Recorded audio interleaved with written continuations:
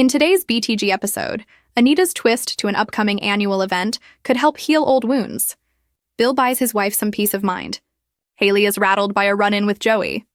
Madison is upset with Chelsea for butting in. Ted and Leslie revisit the past and agree to be friends. And Terrell defends Samantha's honor bill shocks Hayley while she's looking at photos of a house for sale in St. Bart's. She tells him she was dreaming about a beach vacation. He thinks it's a good idea, but she backs down. She says everything is booked solid, so he suggests they buy a vacation home there. They hop online and he mansplains why it's best to buy a beachfront place. He's ready to buy it sight unseen and calls to make an offer. He does just that and then thinks of his vacation home with Danny. He reminisces and she widens her eyes. She recalls Naomi talking about it. He had to give it up in the divorce. She feels bad, but he says it's okay. I've upgraded wives, and with that, upgraded vacation homes. 10 seconds later, his offer is accepted. He'll put the deed in Hayley's name. She's flabbergasted and decides to put sex on the table. He has to postpone since he has a conference call.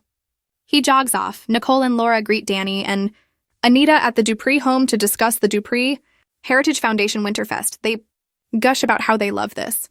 Nita wants to change it. She was thinking about Barbara and wants proceeds to benefit those in the music industry with mental health issues. Nicole knows many don't have access to health insurance. They don't want Leslie involved. But Laura doubts she'll stay out of it. They'll have to find a way around it, maybe leave Barbara's name out of it. They discuss what their family is donating, and Danny suggests a reunion concert. Anita says the girls have been touring, but she'll ask. She wants Danny to be the celebrity. Auctioneer. They wrap things up, and on the way out, Danny stops her sissy and asks about her date. Nicole tells her it didn't go well and to stop harping on her for dating. She thinks she's only trying to validate herself for rushing into a marriage. Knock it off, she says, and spins around and goes. At the hospital lounge, Kat gives Tomas some vitamins to help encourage blood circulation. You just won't let it go, will you? He's healing in line with what the doctor expected. She just feels so bad. He asks her to back down and stop making this the focal point of their lives. Chelsea appears with Madison and asks Tomas how it's hanging.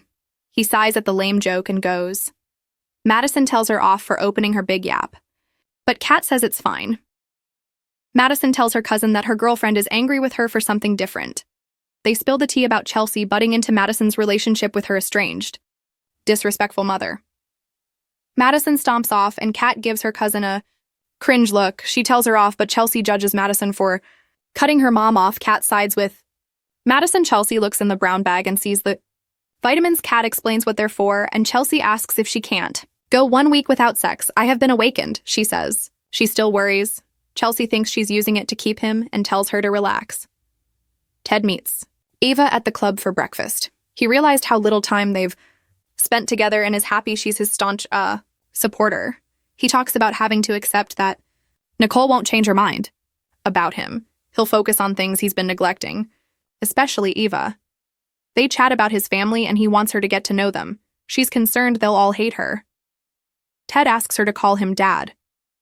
Eva's touched by that and tears up. She agrees to it. Okay, Dad. He shares that he thinks she's amazing and he's proud to be her dad. She cries some more, unused to being hyped up. Ted thinks she reminds him of Dana. At Orphe's, Leslie boasts that she collected phone numbers when she went trick-or-treating beyond the gates. She shows Jan a photo of her angel costume and brags about easing the tension between her and Ted. Jan worries, but learns Ted sees them becoming friends. Big attitude shift. He was calmer, she says. Jan says to credit Eva. Leslie won't settle for friendship alone, but she'll see where it goes. It's how it happened the first time around. Jan's stunned. Leslie admits he hurt her in the past. Jan doesn't know how she could go through it. Again. Leslie moved back for Eva so she could have a place in the Richardson family. Madison visits Nicole for help with Chelsea. She explains her estrangement with her mom and how Chelsea tried to reconcile with them by reaching out to her. She's crossed the line. Nicole tells her to communicate with her. This does the trick. She leaves and Ted turns up to apologize about Carlton. Nicole was right and he was out of line. He has no business telling her who to spend time with. She thanks him. He'll be gracious in defeat. She wonders what happened to him and he says he overreacted. He sees she's at peace and he wants to follow her. Lead, he tells her to let Danny know his office will donate the same rejuvenation package to the foundation. Charity. Tomas runs into Eva. She's glad he's up and around. She heard about what happened. He's annoyed at that. He asks after her and she's doing well. He heard she and Isaiah were hanging out. Eva isn't happy, she told him. Kat needs to mind her business. Tomas tells her that his brother is the cop who tried to put Leslie in jail. Isaiah is Jacob's brother, sons of the chief of police. She had no idea. They only just met. Joey introduces himself to Hayley at Orphe's. They make small talk. He heard she knows Randy Parker. She's startled but denies knowing Randy. He tells her he saw them on his security camera footage. Yes, I asked him about it and he let me in on your secret. Hayley starts to freak out and threatens to sue for defamation. Joey won't tell Bill. She's having an affair. Hayley bursts into laughter and denies it, but admits she knows an employee of his named Sammy, who drove her to the hospital after a miscarriage. She thanked him for being so kind and couldn't figure out why he'd lie about her. She shames Joey for believing the lies and storms. Leslie stops by the hospital to see how breakfast was with Eva. Ted says she was right, that they bonded, and is calling him Dad. Leslie's startled and moved. Thank you, she says, knowing Eva was missing that her entire life. She embraces him as Nicole walks up. On a call, Vernon tells someone he knows what he's doing. Let me handle this my way. He meets with Sharon at her hotel. Sorry, I'm late. On a call with Shanice. Derek's told to do something soon or she's sure he'll regret it. In walks Ashley, who finds Derek standing. Ashley's thrilled with the news. Martin tells Samantha this is her last day. Samantha. Can't believe Martin's taking away her dream. Smitty and Tyrell watch. Upset as Sam says she hates her dad and stomps out. Smitty calls her back. At the hospital, Ava tells Kat she calls Ted Dad now.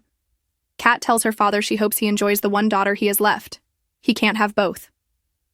At the club, Joey tells the server that he had Doug killed so he could have his wife to himself. Vanessa's eyes widen in shock. Hooked on Beyond the Gates? Join our official Beyond the Gates Facebook group. Get spoilers, recaps, theories, and fan talk all in one place.